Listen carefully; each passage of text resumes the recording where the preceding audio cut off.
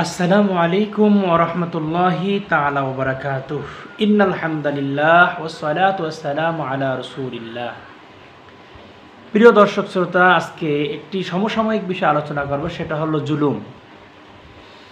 মনে রাখতে হবে, পৃথিবীতে জুলুম কিন্তু স্থায়ী না। এই জুলুম আজ আছে, কাল থাকবে না।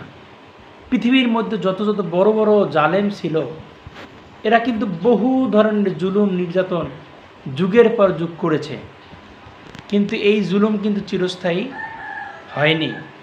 সুতরাং যেই সমস্ত লোকেরা এখনও জুলুম করতেছে, বিভিন্ন অত্যাচার করতেছে, তাদেরকে স্মরণ রাখা উচিত যে ফেরাউন জালেম ছিল, ফেরাউন দুনিয়ার মধ্যে নাই। নমরুদ জালেম ছিল, নমরুদ নাই। আবু জাহেল জালেম ছিল, সে আবু জাহেল নাই। এভাবে যুগের পর যুগ, যেই যুগে যেই বংশে যে জাতির ভিতরে জালেম ছিল, জালেমের জুলুম কিন্তু চিরস্থায়ী না। আমাদের দেশে স্বৈরশাসক হাসিনা ছিল জালেম, আলেমদের প্রতি, জনগণের প্রতি বহু ধরনের জুলুম করেছে, সে টিকতে পারে নাই। তেমনিভাবে যেই সমস্ত লোকেরা নুরুল হক নূরের উপরে যে হঠাৎ করে হামলা করেছে, যেই লোকেরা আজকে একটা মানুষকে মেরে ফেলার জন্য চেষ্টা করতেছে, এটা কোনো ভালো কাজ না। এটা কোনো সুস্থ হৃদয়ের ভালো মানুষের কাজ না। সুতরাং মনে রাখতে হবে, এক মাগে কিন্তু শীত যায় না।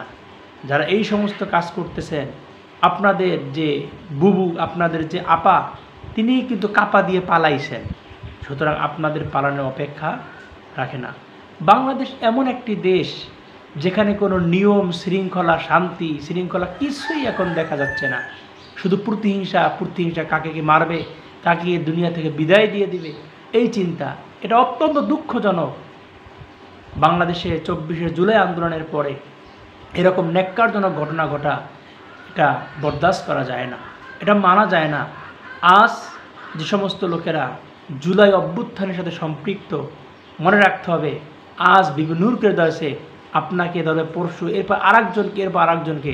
এজন্য কেউ শান্তিতে ঘুমাইয়েন না, বরং প্রতিবাদ করুন, সংস্কার করুন।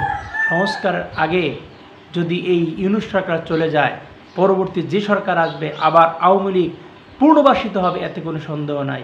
এরপরে যারা আন্দোলন করেছে, সাপোর্ট করেছে, এদের কিন্তু কাউকে ছাড়বে না। এজন্য স্বাধীন বাংলায় সার্বভৌমত্ব বজায় রাখার জন্য, মানুষের বাকশক্তিকে আপনার স্থায়ী রাখার জন্য, এজন্য আমরা প্রত্যেকেই সোচ্চার হয়ে কাজ করি এবং প্রত্যেকেই আমরা দাবি করি যেন এই জালেম থেকে, জুলুম থেকে আল্লাহ আমাদের বাংলাদেশের প্রত্যেকটা নাগরিককে, প্রত্যেকটা জনগণকে আল্লাহ হেফাজত করুন। আমিন। আসসালামু আলাইকুম।